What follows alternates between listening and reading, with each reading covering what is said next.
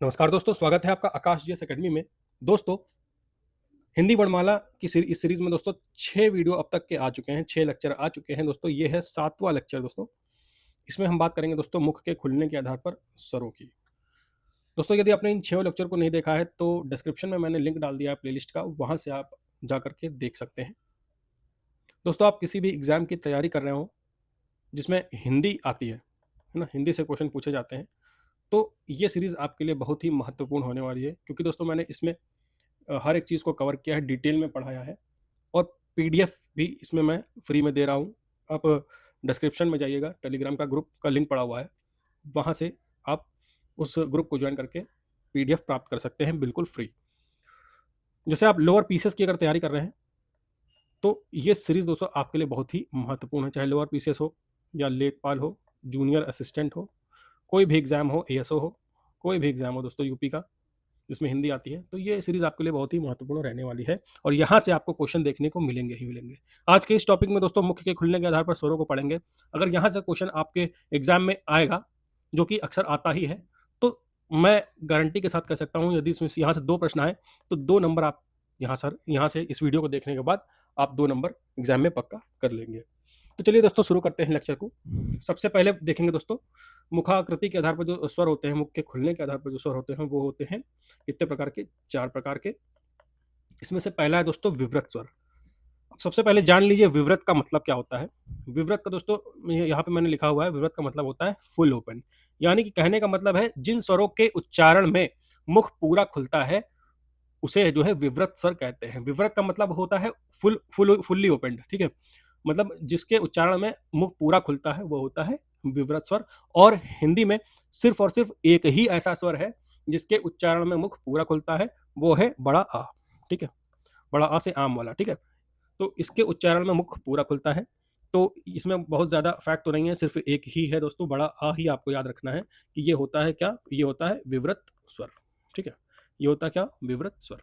विवृत का मतलब होता है फुल ओपन, पूरा मुंह का खुलना। अब बात आती है अर्ध विवृत, यानी कि अर्ध। अब जैसे विवृत का होता है फुल्ली ओपन, तो अर्ध हो गया, अर्ध मतलब आधा। अर्ध का मतलब होता है क्या? क्या होता है दोस्तों? आधा। तो जिसमें जिसके उच्चारण में मुख जो है आधा खुलता है, विवृत से आधा खुलता है, उसको कहते हैं अर्धविवृत स्वर, ठीक है? तो जैसे ये विवृत था बड़ा आ, तो अर्धविवृत हो जाएगा आ, यानी कि छोटा आ। तो ये देखिए छोटा आ, ए और ओ, ऐसे 3 स्वर है जिन्हें हम अर्धविवृत स्वर कहते हैं। और इनका उच्चारण करके देख लीजिए आप। देखिए फेस के सामने मिरर रखिए और उसमें इसका उच्चारण करिए। उच्चारण करके आपको जल्दी समझ में आएगा, जल्दी याद होगा, उसको रटने की जरूरत नहीं पड़ेगी। तो इसका उच्चारण करिए, छोटा आ का आ बोलिए। तो आ जब बोलेंगे तो इसमें मुख जो है आधा खुलता है। जब आप बड़ा आ बोलेंगे, जब आप बड़ा बड़ा आ का उच्चारण करेंगे तो मुख जो है पूरा खुलता हुआ दिखाई देगा। वहीं पर जब छोटा आ बोलेंगे, आ ऐसे बोलेंगे आ, तो आ में मुंह आधा खुलता है। बड़ा आ की अपेक्षा छोटा आ के उच्चारण में मुख आधा खुलता है, इसलिए इसको अर्धविवृत स्वर कहते हैं। अब अ की बात करें, अ में भी यही केस है, अ और ओ में भी यही केस है। इसमें भी क्या होता है दोस्तों? मुख जो है दोस्तों आधा खुलता है। तो ऐसे कौन कौन से स्वर हो गए? 3 स्वर हो गए। कौन कौन से? आ, अ और औ। तो ये हो गए दोस्तों आपके अर्धविवृत स्वर। अब चलिए बात कर लेते हैं अर्ध समृत स्वर की। देखिए पहले बात की हम लोगों ने किसकी? विवृत स्वर की बात की। सबसे पहले बात की विवृत स्वर की, फिर बात की हम लोगों ने अर्धविवृत स्वर की। अब बात करते हैं अर्ध समृत स्वर की। अर्ध समृत, समृत का मतलब क्या होता है? समृत का मतलब होता है क्लोज। समृत का मतलब होता है क्लोज, यानी कि बंद। और अर्ध समृत का मतलब क्या हुआ? जिस आधा बंद। अर्ध समृत का मतलब हो गया दोस्तों आधा बंद, यानी कि जिस स्वर के उच्चारण में, जिन स्वरों के उच्चारण में मुख जो है आधा बंद रहता है, उसको कहते हैं अर्ध समृत स्वर। कौन कौन से होते हैं?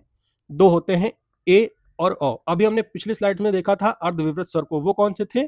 वो थे दोस्तों अ और औ। अब इन्हीं का छोटा भाई, अ का छोटा भाई ए और औ का छोटा भाई ओ। तो ये हो गए क्या? ये हो गए अर्ध समृत स्वर। ये हो गए अर्ध समृत स्वर। अर्ध ये, और ये हो गया अर्धविवृत स्वर। ये अभी हमने पढ़ा था दोस्तों, हम लोगों ने भी पढ़ा था। ये हो गया दोस्तों अर्ध विवृत स्वर, ठीक है? ये हो गया अर्धविवृत और ये हो गया अर्धसंवृत। अब बात कर लेते हैं दोस्तों संवृत स्वर की। संवृत का मतलब होता है क्लोज, जिनके उच्चारण में मुख जो है लगभग बंद रहता है उन्हें कहते हैं संवृत स्वर। लगभग बंद रहता है कि मतलब जिनका उच्चारण करेंगे तो बहुत हल्का सा ही मुख खुलेगा, उन्हें ही कहते हैं हम लोग संवृत स्वर। तो ऐसे कौन कौन से स्वर हैं? इ ई उ ऊ, ये 4 प्रकार के ऐसे स्वर हैं जिन्हें कहते हैं समृद्ध स्वर। आप इनका उच्चारण करके देखिए, शीशे के सामने जाइए या फिर मेरे छोटा सा मिरर सामने रखिए, इनका उच्चारण करिए तो उच्चारण में आप पाएंगे कि इसमें मुख जो है सबसे कम खुल रहा है। ठीक है, तो चलिए ये दोस्तों हो गए चारों स्वर। अब थोड़ा सा इसमें दोस्तों प्रैक्टिस कर लेते हैं। चलिए यहाँ पे प्रैक्टिस कर लेते हैं। तो पहला तो था दोस्तों विवृत स्वर, हम लोगों ने पढ़ा। विवृत का मतलब होता है क्या?